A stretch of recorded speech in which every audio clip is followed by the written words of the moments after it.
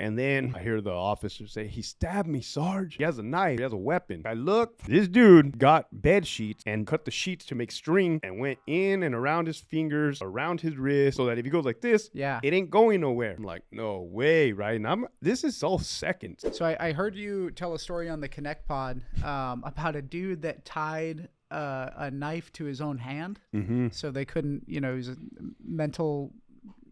Tell me about that. So I was at Centinela.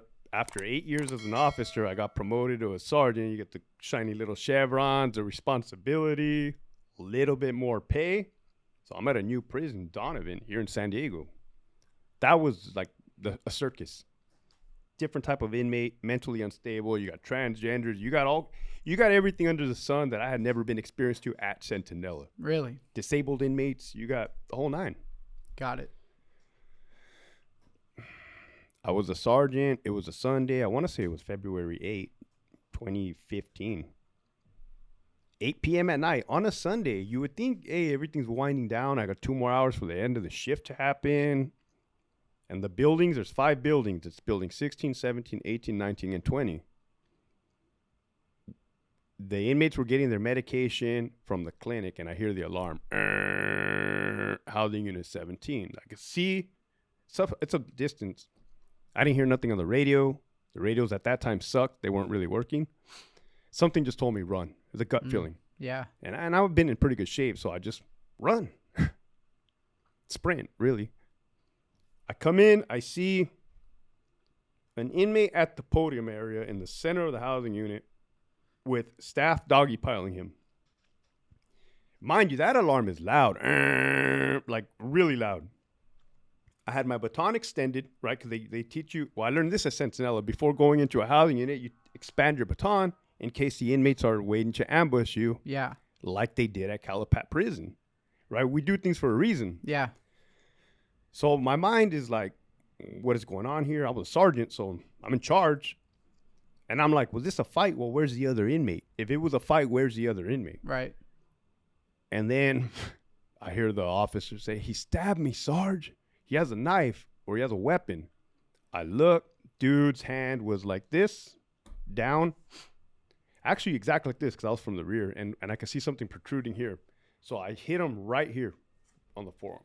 Boom. With all Those my batons are heavy. I mean, it was hard. not an asp, but a knock baton. Same Okay. expandable. It has the power safety tip. It's not steel, but it's like rubber, hard, whatever it is, plastic.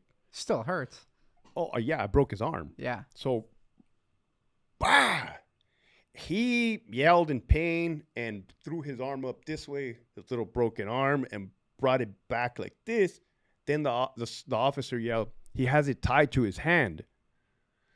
So I'm like, what the fuck? So like, again, tunnel vision, like I look, this dude got bed sheets and cut the sheets to make string and went in and around his fingers, around his wrist. Like a boxing wrap almost? A boxing wrap. Damn. A boxing wrap with the shank hanging out of his freaking hand so that if he goes like this, it ain't going nowhere. Yeah, yeah. I think the dude wanted us to shoot him to death. Yeah. Suicidal type of thing, because we do have the Mini 14s up in the control booth. Yeah.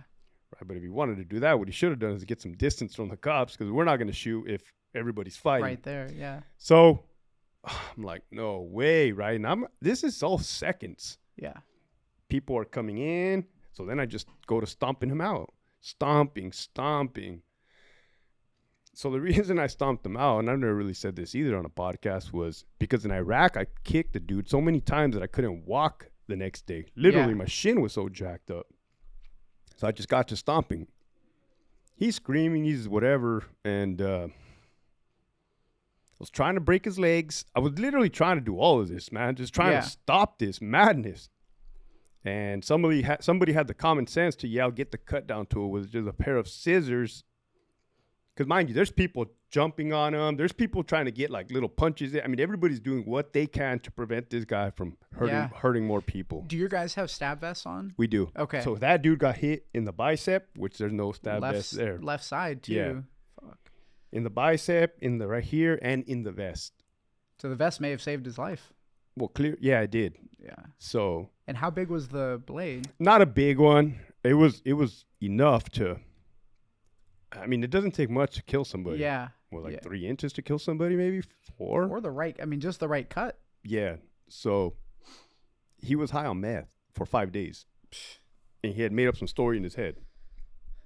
So finally cut it off and then had to clean up the mess, man. Dude, there was blood everywhere. There was blood everywhere because that inmate got hit in the head with a baton. Yeah. And it was a bloody mess. Yeah. Wow. And that was my introduction to Donovan as a brand new sergeant. Wow. And I look at the cops. I'm like, hey, is this shit normal? Like, they're like, no, Sarge. Like, no. Like, is this fucking happen every day here or what? Right. But I guess it was like I can't say it's a fluke because it's prison. Right.